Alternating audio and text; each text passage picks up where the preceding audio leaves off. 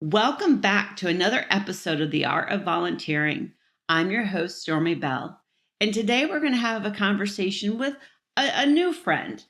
We had the pleasure of meeting about a month ago. And when she started talking about her mission, I'm like, oh, she volunteers, all volunteers. So I'm very excited to have Babita Jagnanan on our conversation today. She is the founder of Phoenix Family Resources, a Delaware-based organization dedicated to supporting individuals with substance use disorders, reentry populations, veterans, and the LGBTQ plus community.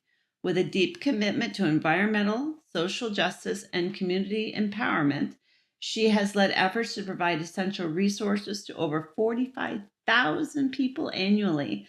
Babita's leadership has been instrumental in creating job training programs and offering free resource center that emphasizes dignity and choice for those in need. Oh, I love that. Thank you, Babita, for being on our conversation today. Thank you so much for having me.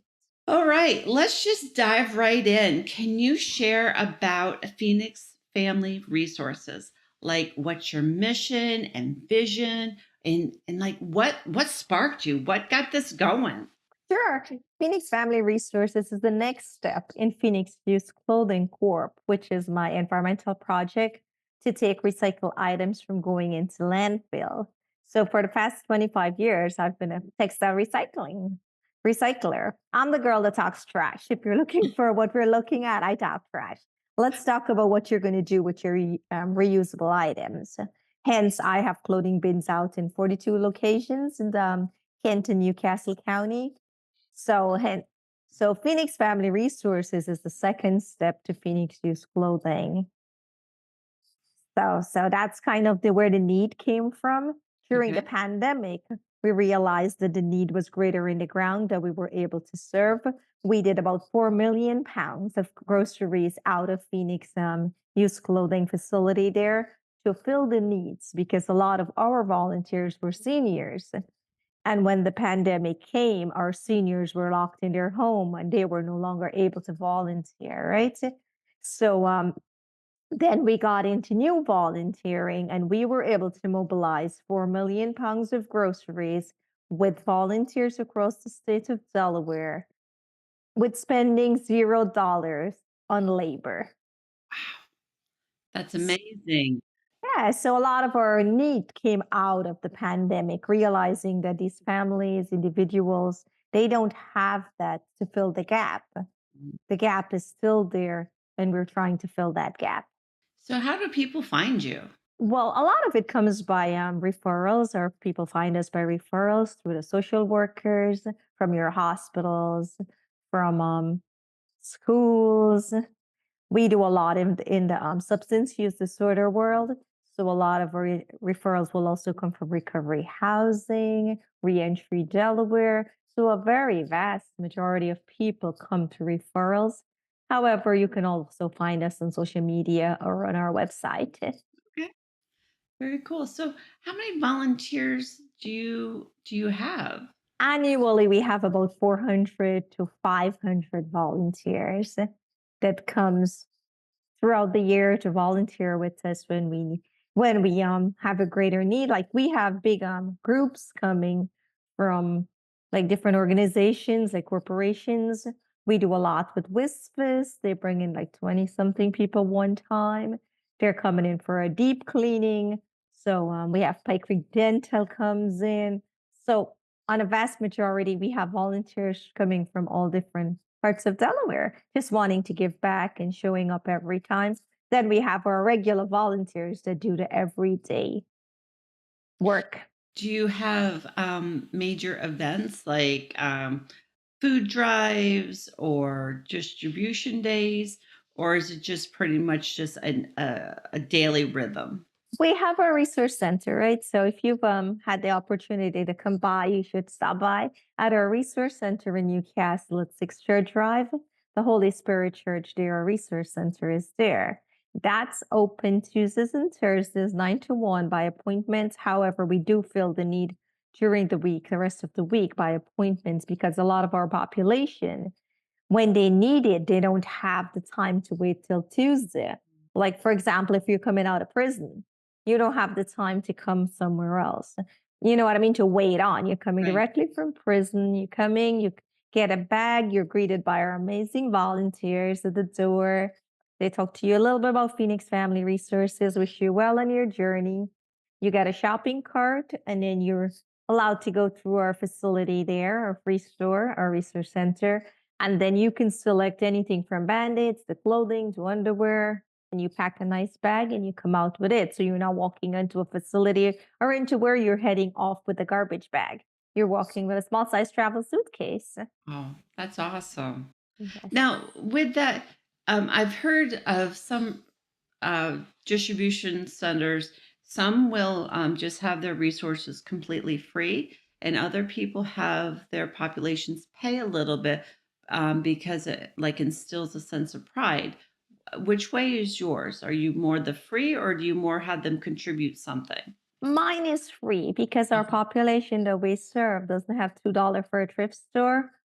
So our population is free because they're vetted ahead of time. Right. And so they don't have the money due. They got- However, if they want to, we wouldn't tell them not to because dignity is dignity if you feel like you Right. should pay for something. But a lot of our population comes back and volunteer with us So, after they've got their lives together. They're paying it forward, and that's paying. For us, oh, we look at it and absolutely. say, "You've I paid love it that. forward," Yeah. and that we do mention that when you come into our facility, we ask you if you're ever later on in life when you're at a safe place for yourself, would you consider coming back to fill the need for someone else to pay it forward? That's powerful, and it gives them something, to know that they will be giving back to other people who, may Absolutely. have the starting point being the same of needing your resources, but they can just go forward and share who you are and what you do with other people, that you met them where they were at their moment of need. So that's amazing.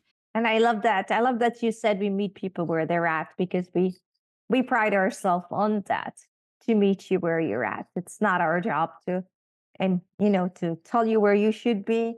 We'll meet you where you're at. And that's I love that you said that.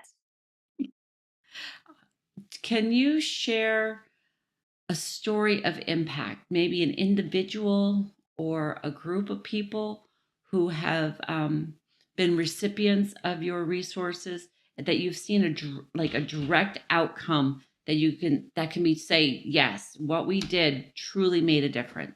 We see a lot of those impacts because our population again is either going into a program, into a recovery house. So we are fortunate that as much as we see a lot of people relapse, we see a lot of success stories. And one of my favorites is about a friend of ours. I call him a friend because now I've got to know him over the years during the pandemic. He was one of the first people to come in and say, I'm going to help at the warehouse. Whatever you need, I'm going to have food packaged and everything, right? Ready to go. Little did I know that he was not in a good place himself. And he was spending his days there just to get himself back together to keep busy because the pressures of the world was that it was locked down and there wasn't a whole lot to do or go. So he had a friendship there with other people that are coming and to bond. Fast forward 4 years later, he's doing an amazing job working in the recovery facility. He's married, he's got his kid back, he's starting his own nonprofit, and we sit on a board for a different nonprofit together. So it's amazing to see people move forward. And we see that story more than once. I love it. I love hearing those full circle stories. And when we think about people, you don't know what someone's going through. What their why is to get involved in volunteering. For some, it is, and in this gentleman's case, sounds like it just really brought his life into perspective, that he was able to focus on something positive and moving forward as to the circumstances he was in. Oh, that's an awesome story. Thank you for sharing. Yes, thank you. Thank you. And that's most of the individuals we see. I feel like it's for us, it's a very small percentage that doesn't come full circle. So as much as recidivism is a big thing, where we also see these success stories that make the world a brighter place, right? Because there's a lot of hope, there's a lot of love, there's a lot of energy that goes into it. And we just want you to know that we're always here. We're a sounding board for a lot of people. Just stop by anytime. You're welcome to. All right. Now let's shift a little bit. Do you have a volunteer story? Yes, I'm a volunteer from a long time. I'm everybody's volunteer. If you need a volunteer, I'm always like, I got it. I have more enough time. But volunteering for me came from a very young age from my mom. She was an advocate for women, advocate for education, for uplifting other people. And volunteering has been a part of my entire life and my children's life. And so I came from a family of volunteers, volunteering into bringing my kids along into their own volunteer stories. And here we are now, volunteering to serve about approximately 40 plus people a year. Yeah, that's a great way to volunteer. So let me ask you, in that, if you can say in 60 seconds or less, what motivates you to volunteer? The need underground. When you see someone struggling and you know you can make an impact, not only to help them today, but you can give them the tools to move forward. I feel like there's no greater upliftment to do. When you're coming up, you have to bring other people up with you. So if you can come with us and we see the progress in you, you work the retail skills at the resource center, you're willing to do our job training program, you get your resume done, we help you job search. And when we come back in full circle and see that human being out on their own with their own home from homelessness into their own apartment and have the time to come volunteer for me, I feel like there's no greater reason not to volunteer. Everyone can help someone, regardless if it's time, it's money, or it's clothing. I always say everyone have access to clothing from the time you're born in this world. You have clothing. Clothing is a human right, and we should all be advocating for it. Yes, I appreciate that so much. I like how you said that everyone can volunteer. Everyone has something to give someone else.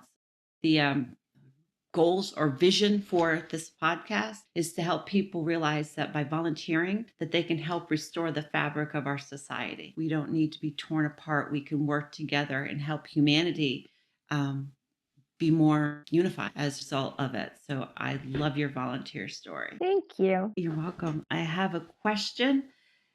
Some people think it's fun, some people don't. It's like it's an unintentional learning, like a blooper. Something did go wrong. It just didn't go as planned. And what did you learn from it? I think one of the bigger challenges that I've learned that when I came into the recycle into Delaware, I thought I was going to be Delaware's first woman-owned recycler. I got this in my bag. 20 something years of recycling. On paper, I have it all in the bag. But the first time I've asked someone to put out a clothing bin, their first response is no. Uh, Every single time, their first response is no. And that has taught me that your no isn't my no. That I've got to, it's a humbling thing to realize that I'm trying to tell you why you should do something for someone else. And I just have to keep pushing forward that maybe you are not the right no. There is someone else for every no. There'll be some 10 people down the line, maybe one will say yes. And I just need one yes. So 10 no's could be that. And I feel like that's my biggest learning from that whole curve of how I thought I got this. I know all about textile recycling, where to take it, how to take it, what does it look like, the whole process. And let's talk trash 24 hours a day because I love that. That's like the plan, for a media environment is a big thing. But the first time I'm like, why aren't you guys coming on board? What am I missing here? However, it is not their passion. It is my passion and my drive for that. So I've learned it's not everybody's cup of tea, but a little bit of love and a lot of encouragement and talk about it all the time. So that's kind of my big blooper.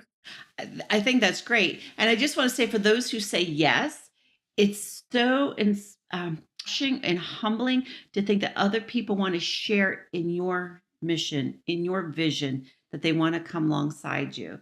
And I think that's so rewarding. Thank you. Because I don't think, while we talk about that, and I do a lot of emphasis on recycling for textiles, especially, but 85% of textiles end up in landfill each year in the United States. We are the biggest contributor of waste for that. However, our people are clothing insecure. So something you were going to throw away, it's a no brainer not to get on board for it, right? It's good for the planet, it's good for the people, it's good all around. So why not? Also, it saves you tax dollars. Very true. And actually seen photographs of landfills that were with piles of old clothing. And it was like, oh my word, like you don't think about it. And by recycling, you're giving those gently worn pieces of clothing a second chance. Exactly. And that's kind of, you not only are you giving it a second chance, you're giving someone else a second chance. If we think about it, if you're not worried about the Very environment true. that Very much, true. think about the humanity part of it, right? It's like what you're doing to uplift someone else. Your mismatched socks might not be something you consider, or your used underwear. However, socks and underwear are the number one requested items in homeless shelters around the streets.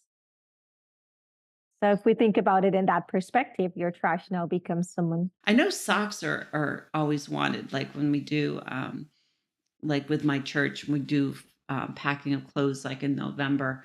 Socks is always a big one for the winter. Gloves and hats are always important too. So just those articles of clothing that many of us just take for granted. Yeah. There is a need for them. A huge need. A very like now it's the winter, and we're looking for like the winter attire, coats, Yeah. jackets, warm, for the unhoused. And even for those that are living in homes that don't have access to that. Not everybody has access to clothing. Clothing insecurity is a big part in children in the United States and right here in Delaware. Because for our organization alone, to serve over 4,000 people monthly, it says the need on the ground is greater because there's so many other good, working organizations that are filling the gap, but still the need is that much on the ground. So why not? And why throw your items away? Let's just recycle them. We have bins. If you look at our website, I'll tell you where all our clothing bins are. All you have to do is bag it and put it in, right? Because we know everything is about convenience. Hence, textile recycling is the same thing. It's about convenience, bagging it and dropping it at a secure location. Nobody wants to drive across the state to bring a bag for Phoenix Family Resources from Kent County. However, we have bins in Kent County. You can just drop it in there and we'll pick it up. It's a beautiful thing. All right, we're at almost to the end of our conversation. I've enjoyed it, so I'm going to give you the mic. I want you to love on Phoenix Family Resources. Just something we didn't cover, ways volunteers can get involved, whatever you want to share and have the audience learn about. Thank you. Thanks so much for having me. I was, had a good time talking to you. And one of the biggest things about Phoenix Family Resources that I want everybody to know, apart from my amazing volunteers that meet you there, that's excited to see you, that's we're an energetic group of people, and we're all just really excited that you come here and you're here today to meet with us. And you're at a place where dignity is on the top of our list. So when you shop with dignity. We're not worried about the price tag. We're worried about your dignity, that you feel inclusive.